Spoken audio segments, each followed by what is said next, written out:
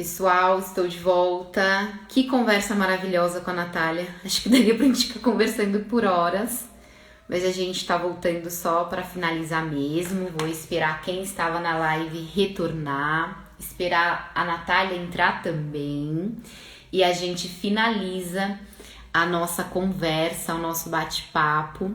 A gente começou, a gente tinha uma pergunta para responder, oferecer o espelho, né? Que se eu não me engano foi a Adriana que perguntou. Então, acho que a Natália vai responder essa pergunta sobre oferecer o espelho para a criança. E a gente vai encaminhando para o fim da nossa live. Quem tiver perguntas também pode perguntar.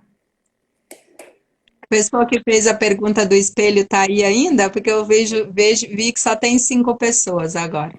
É, acho que as pessoas vão entrando, né? Que a live terminou. Mas acredito que fica gravado e depois a gente manda para ela, que ela estava bem participativa aqui, a Adriana. Adriana, se você tiver, fala pra gente. Senão a gente responde Tá. e depois encaminha para ela.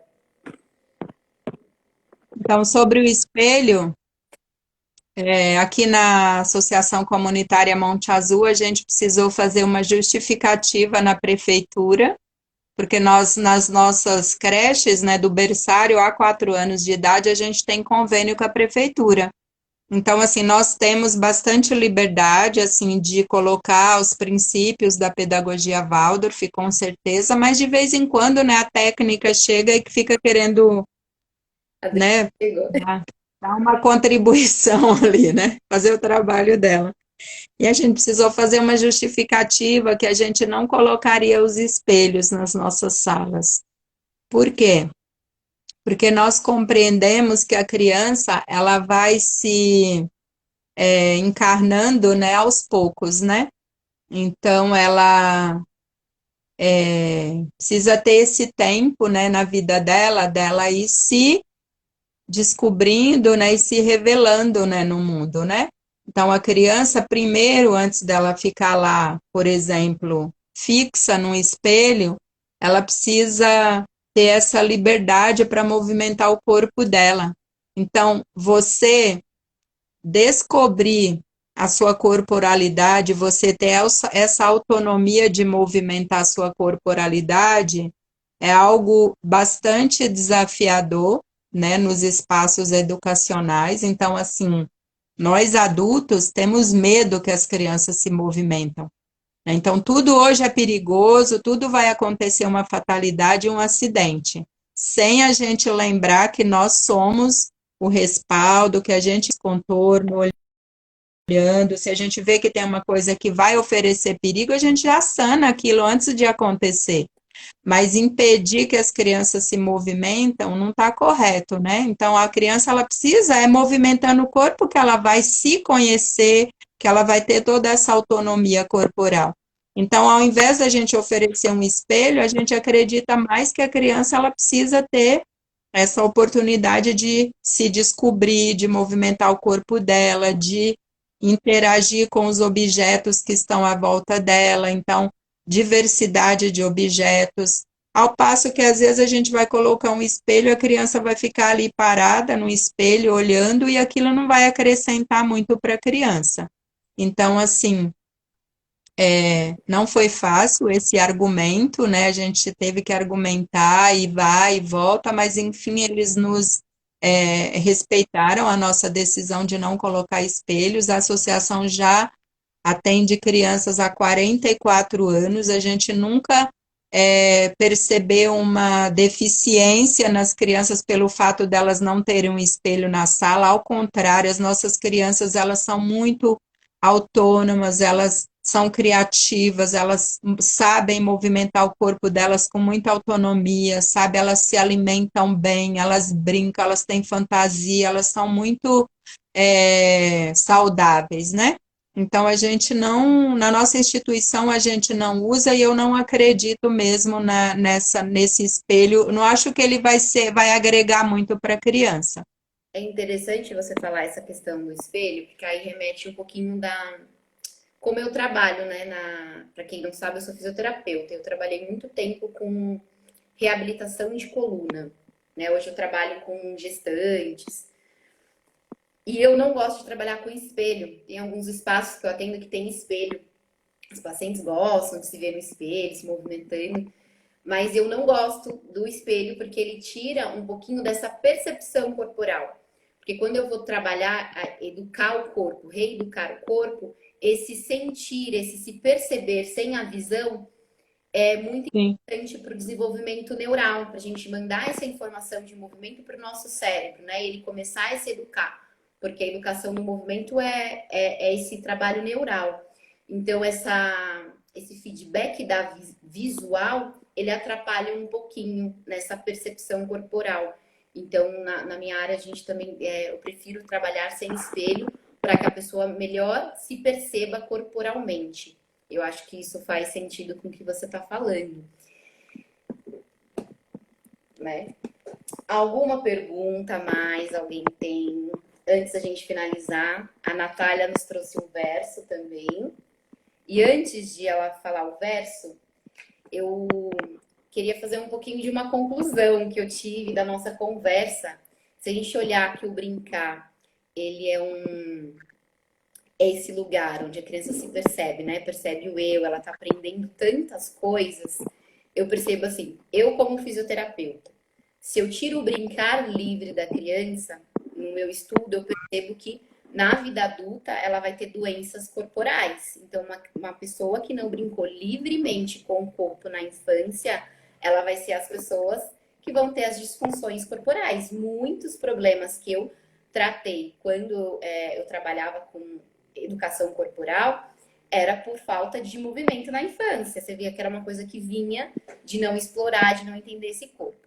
Acho que você, como educadora, traz pra gente e pode ter essa percepção também de que a criança não brincar vai interferir no aprendizado dela, de como ela percebe esse mundo, de como ela vai aprender as matérias. E eu acredito que se tivesse uma psicóloga entre nós, ela iria falar que esse brincar, eu não, como você falou, que essa brincadeira, proporcionar esse ambiente para a criança, como fortalece ela, eu acho que viria as doenças emocionais, né?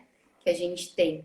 Eu acho que você falou que esses 3 primeiros anos são essenciais, nesses 3 pilares que ela vai levar para a vida inteira, mas eu vejo um pouquinho do que eu aprendi com você, que essa primeira infância é essencial para a vida da pessoa adulta, né? Desse ser, desse eu interno. sim. Eu quis enfatizar ali os 3 primeiros anos, né, por conta desse desenvolvimento mesmo do andar, do falar e do pensar, mas lógico, quando a gente fala que a primeira infância é a base, né, é a base da vida inteira. Então, são os primeiros 7 anos, né, já da gestação até os 7 anos, que você realmente vai estar desenvolvendo tudo aquilo que futuramente, né, você vai disponibilizar no mundo. Então, se a gente almeja colher uma boa fruta, né, uma fruta madura, uma fruta saborosa no futuro, a gente precisa cultivar agora, né? E cultivar é que, por exemplo, a palavra é que a gente já avançou no tempo, né? Mas acho que a gente não falou, não tocou muito na palavra estímulo, né? Sim. Então tem uma preocupação, né, com o estímulo, né? De que será que eu estou deixando de estimular a minha criança? E às vezes com essa preocupação a gente exagera nos estímulos. Então, por exemplo, aquilo que a gente falou, um nenenzinho que está descobrindo as mãos, o mais importante nesse momento é que ele descubra as mãos e que ele se aproprie dessa mão, porque essa mão é dele, é a mão que ele vai usar para a vida inteira. E aí, às vezes, numa preocupação nossa de adultos ou de uma mídia que fica nos pressionando, a gente entende que a gente tem que pôr um brinquedo na mão daquele bebê e impossibilita que ele descubra, né, em todos os sentidos, assim, como que é eu ter essas mãos? Como que eu posso usar essas mãos no futuro, né, para construir algo bonito e bom no mundo? Então, assim, é meio louco, né? Porque às vezes a gente fica achando que a gente não está oferecendo aquilo que a nossa criança tanto precisa. E, na verdade, às vezes a criança precisa de pouco, né? Ela precisa né, desse ambiente, ela precisa dos materiais, desse adulto de referência. Quantas vezes nós, como adultos, estamos do lado da nossa criança e às vezes a gente não está do lado dela? A gente está com a nossa cabeça em mil coisas e a gente não está conectado com a nossa criança. E uma criança pequena, ela se desenvolve a partir também da conexão que eu tenho com ela. Então, se eu não estou conectado com a minha criança, falta elementos para esse desenvolvimento dessa criança, infelizmente. Né? Ela está se desenvolvendo? Tá. É igual a parte neurológica. A gente sabe que com uma criança, quanto mais ela se movimenta, mais a parte neurológica dela se desenvolve. Aí vão falar, ah, não, então quer dizer que a minha criança que ficou lá no carrinho praticamente um ano da vida dela, lá presa num carrinho, não desenvolveu a parte neurológica? Desenvolveu, mas não desenvolveu naquela amplitude que a gente, né, desejaria, que a gente almeja. Então, é disso que a gente está falando, né? Quando eu como só feijão e arroz, eu estou sendo nutrido? Estou, só que eu estou sendo nutrido, né? Uma fatia muito pequena. Mas quando eu como feijão, arroz, verduras, legumes, né? Quando eu tenho uma alimentação mais variada, né? Mais equilibrada, lógico que eu estou mexendo ali em coisas, né? Estou ampliando essa possibilidade, né? Sim. É que é muita coisa para falar, né, Bianca? Uma hora é pouco, né? Para um segundo encontro aí, meninas, vamos marcar, porque tem muito assunto para falar. É muito assunto. Tá super gostosa. Acho que a gente responde uma pergunta que veio, aí é uma pergunta que a gente vai responder, e depois eu vou falar, vou fazer uma pergunta para você também, a gente finaliza e você fala o verso. Tá bom. A pergunta é, acho que é Gabs, é como podemos incentivar os responsáveis a deixar as crianças a brincar sem esse apavoro de pode ocorrer alguma fatalidade? A pergunta é eu que vou responder ou você? Eu não entendi. É você, A pergunta, eu já, para mim, eu acho para que mim a pergunta, para mim já está respondida. Eles precisam conhecer quem é a criança. precisa entrar. Eles precisam conhecer fisiologicamente como que essa criança está sendo, está se desenvolvendo, quais são as fases, porque na hora que eu compreendo isso, eu não posso mexer nisso. Então, aí eu vou contra, né? Então, lembra, ó, por exemplo, o neném, ele nasce, a posição de um neném, antes dele ficar de quatro, né? Antes dele ficar nos quatro apoios para o engatinhar, a posição do neném é na horizontal, é de barriga para cima, na horizontal. Então, eu preciso, se eu trabalho com criança pequena, eu preciso compreender, eu preciso saber disso. Agora, se eu sei disso e eu vou lá e coloco o neném em outra posição, eu estou indo contra. Eu preciso saber que eu estou indo contra. É igual hoje, a gente já sabe que o leite materno até 6 meses, exclusivamente até os 6 meses, é o melhor alimento para o bebê. Eu sei disso, todos nós sabemos disso, né? A Organização Mundial de Saúde fala disso. Se eu vou oferecer outro alimento antes de 6 meses, eu estou indo contra. Há uma natureza. Eu estou indo contra um desenvolvimento, né, fisiológico daquele ser que não está, né, essa parte digestiva não está madura o suficiente para receber um alimento que não seja o leite materno antes de 6 meses. Salve as necessidades extremas, né?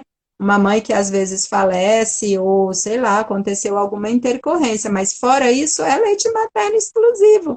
Então, a primeira coisa que o educador precisa fazer é ele precisa estudar, ele precisa saber disso, ele precisa compreender quem é essa criança que ele está atendendo, que ele está cuidando.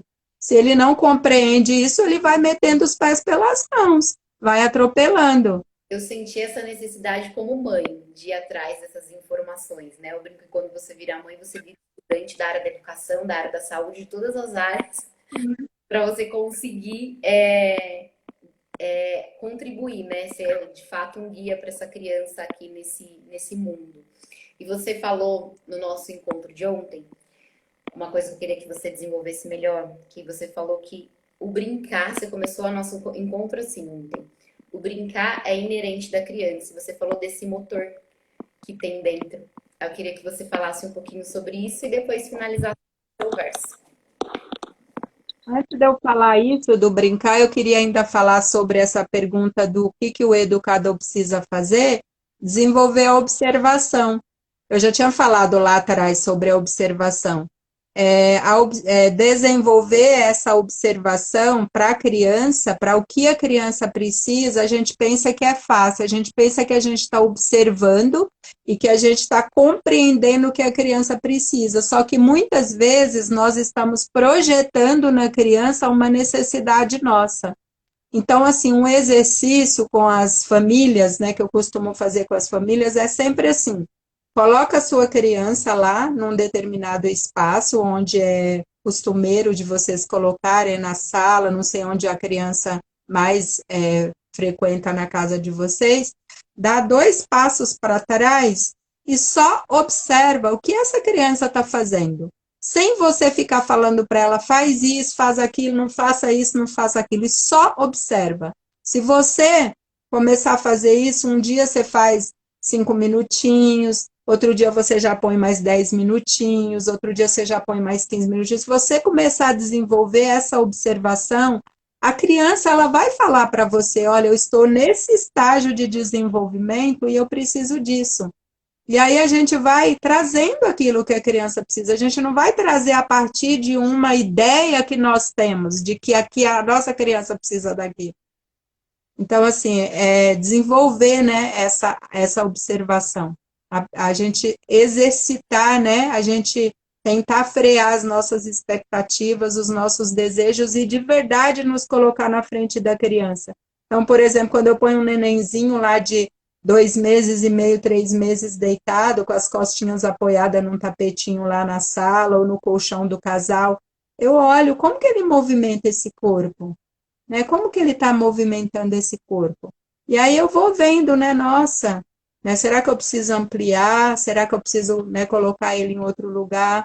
Então, assim, esse nosso olhar, nessa nossa observação, ela é muito importante, ela vai nos ajudar muito a ser mais assertivos naquilo que a criança precisa. Sobre essa força, né, motriz que nós comentamos ontem, Bianca, é assim: todos nós nascemos com força de vontade. Todos nós nascemos para realizar. Eu já falei lá atrás com outras palavras, mas eu já falei. Todos nós nascemos para realizar. Nós não nascemos para passar férias no mundo. A gente veio com um propósito. E a educação, seja na casa da nossa família, seja numa instituição, ela pode colocar, eu falo assim, como se fosse um fermento, né? Que a gente vai colocando um fermento a mais para que essa força de vontade ela vá crescendo cada vez mais para chegar nesse objetivo ou enfraquecer. Então, por exemplo, quando a gente fez o exemplo da criancinha lá arrastando, eu trabalhei no berçário onde as crianças subiam 6 degraus de escada arrastando. Eles não engatinhavam e nem andavam ainda, era arrastando, eles subiam 6 degraus de escada para chegar na outra sala. Eles conseguiam fazer isso. Então, quando a criança busca isso, se tem esse respaldo em volta dele para oportunizar isso, quando a criança chega lá naquele patamar de cima, aquele fermento, aquela força de vontade, aquilo está muito, muito mais forte. Poxa, fui eu que consegui chegar aqui em cima, não foi ninguém que me subiu. Agora, se a gente vai lá e fica falando para a criança, você vai cair, e tira a criança de lá, não deixa ela experimentar aquilo, ao invés desse fermentinho crescer, ele vai diminuindo.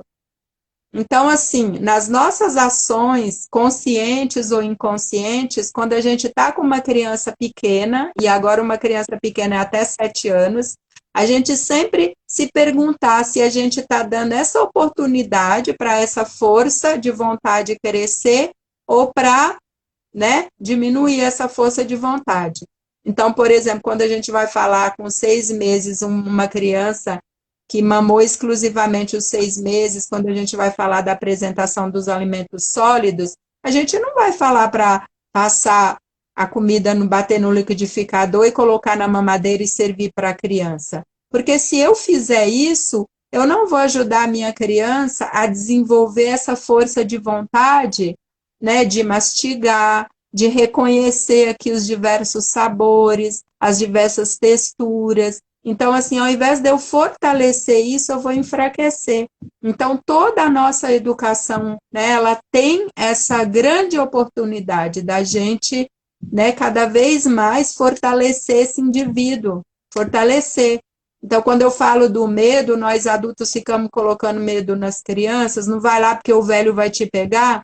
Quando ele encontra um senhor na rua, tá com medo do senhor, Os né? próprios Que respeito que ele vai ter para aquele senhor da esquina, sendo que um adulto que eu amo, que é o meu pai ou é a minha mãe, falou para mim que aquilo é um velho que pega a criança e que leva embora.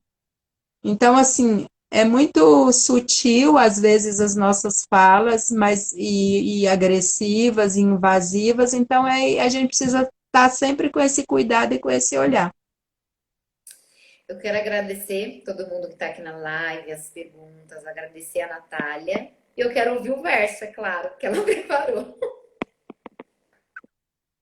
Então, eu preparei, né, eu acredito que todo mundo que está aqui deve já ter lido O Meu Pé de Laranja Lima, é o meu livro favorito. Então, para falar de brincar, né, não dá para falar de brincar sem lembrar, né, do Zezé do Meu Pé de Laranja Lima. E aí eu peguei o último capítulo que fala da confissão final. E aí eu vou então compartilhar com vocês. Então fala assim: os anos se passaram, meu caro Manuel Valadares. Hoje tenho 48 anos e às vezes na minha saudade eu tenho a impressão que continuo criança, que você a qualquer momento vai me aparecer me trazendo figurinhas de artista de cinema ou mais bolas de gude. Foi você quem me ensinou a ternura da vida, meu Portuga querido. Hoje sou eu que tento distribuir as bolas e as figurinhas, porque a vida sem ternura não é lá grande coisa. Às vezes sou feliz na minha ternura, às vezes me engano, o que é mais comum. Naquele tempo, no tempo de nosso tempo, eu não sabia que muitos anos antes, um príncipe idiota, ajoelhado diante de um altar, perguntava aos ícones, com os olhos cheios d'água: por que contam coisas às criancinhas? A verdade, meu querido Portuga, é que a mim contaram as coisas muito cedo. Lindo. Eu queria finalizar com esse verso, porque é isso, né? O brincar é esse tempo da gente ser criança e da gente colocar dentro de nós, assim, todos os nossos valores, né? Todas as nossas alegrias, todas as nossas experiências, todas as nossas conquistas. Então, quando um brinquedo não dá certo e eu vou lá e eu quebro a minha cabeça e venço esse desafio, eu fico forte, né? Eu vou ficar mais forte porque, nossa, aquilo foi difícil e eu fui lá e dei um jeito e consegui resolver aquilo. Então, nesse brincar, né, nessa movimentação corporal, a criança ela tem muitas oportunidades, muitas oportunidades. E foi o que o Zezé, né, lutou a vida inteira, né? E ele teve só uma pessoa que compreendeu ele, que foi o Manuel Valadares. Então, muito obrigada para todo mundo. Obrigada, Bianca. Boa noite para todos. Boa noite, pessoal. Outro maravilhoso, sou muito grata pela conversa que a gente tem sempre. Privilégio meu, né? A Natália é da minha família. É um privilégio tê-la como tia, tia de tantos, como eu escrevi lá no post. E se vocês gostaram, a gente vai preparar mais encontros como esses e como esse. E vocês ficam convidados para curtir a página da Mina Fulô. Sementeira é um projeto maravilhoso que para pais, para educadores, para artistas, para todo mundo que se interessa por esse mundo da infância. Muito obrigada, Natália. Imagina, Bi. Um beijo. Beijo, boa noite. Boa noite. Boa noite, pessoal. Obrigada. E obrigada pela participação.